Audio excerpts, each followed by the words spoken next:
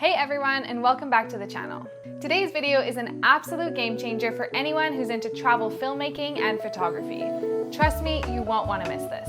I'm going to reveal 3 really great lenses for travelers that will not only save you money, but will also change the way you approach your craft. So if you're tired of lugging around a huge camera bag, swapping out lenses, and drawing unwanted attention while you're trying to get that perfect shot, then this video is a must-watch for you. Without further ado, the 3 game-changing lenses that I want to talk about today are the 16mm RF prime, the 35mm RF prime, and the 50mm RF prime, also known as the Nifty 50. These are 3 lenses that I think every traveling filmmaker needs to know about for these reasons. Don't forget to subscribe to stay up to date on all things travel and filmmaking. Let's dive right into it. So if you've ever felt the need to streamline your gear but don't want to compromise quality, then this is the solution for you. First, I want to tell you why I chose these specific focal lengths other than the super affordable price that comes with them. Starting with the 35mm. This lens is extremely versatile. Because 35mm is super similar to the range of view of the human eye, all the shots you get look super natural, and it's kind of intuitive the way that you film when you're using this. It's wide enough that you can capture a lot in one scene, but it's also close up enough that you can get those really close intimate details if you want to. And bonus, it's tiny, so it's perfect for traveling. I use this for pretty much any type of scene, including landscapes, portraits, anything really. Next up, we have the 16mm. Now, it's super important to have a very wide angle in your lens kit because it helps you capture the entire scene and therefore gives your viewer more context as to what's going on. So you've probably heard it before, but it's pretty essential in almost any video to get an establishing shot. And an establishing shot is when you capture the entire scene of where your character is at. So that can be just a wide shot of a city that they're in, for example. And the 16mm allows you to do just that. And what's great about this one is even though it is super wide, you don't get that warping and distortion that you do on the edges of the frame like some other wide angle lenses. And like the 35, it's tiny, it's light, and it works really well. Last but certainly not least is the 50mm, also known as the Nifty 50. This lens is a favorite of mine. It's one of the first ones that I got, and it's really great at making pretty much anything look very cinematic and beautiful and crisp. So because it has a little bit of zoom, being 50mm, and it has a very wide aperture of 1.8, it gives you really beautiful bokeh, and you can get a super blurred background, which kind of makes anything look beautiful. So this lens is great for those little details, but also for portraits. Now I want to talk about the details of why prime lenses in general are the perfect kind of lens for travelers. Reason 1 is they're small and unobtrusive. Canon RF primes are really inconspicuous in size. And when you're navigating through unfamiliar lands, the last thing you want to do is become the center of unwarranted attention or make your subjects uncomfortable by shoving some huge camera with a massive lens in their face when you're just trying to be discreet and capture your surroundings. So having a really tiny lens really lets you get up close and personal while being discreet.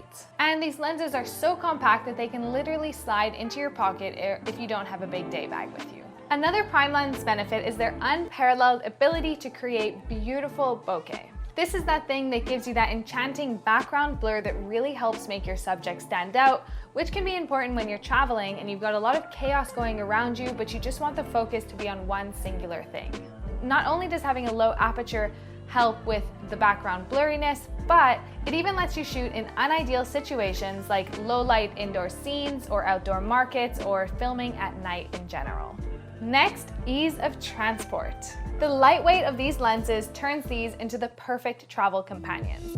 As you can see, 3 of these is about the size of one regular zoom lens. So whether you're weaving through a maze of a bustling urban center or trekking up a tranquil mountain pass, these lenses add negligible weight but enormous value to whatever you're filming or photographing. So even if there's a day where you're on the fence about if you should bring a camera or not, these are small enough that you can just pop it on your camera, throw the camera into your bag, and you won't even really notice that added extra weight.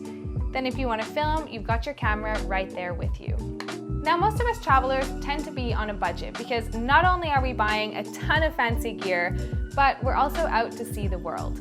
And that's another point that makes these lenses so great. That's their affordability.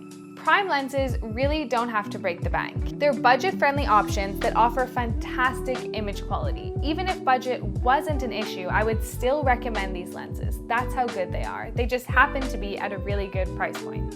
And when you're saving on gear, you're putting more money towards your trips, which is truly what we all want. Well, and we want gear, but this way you can have both.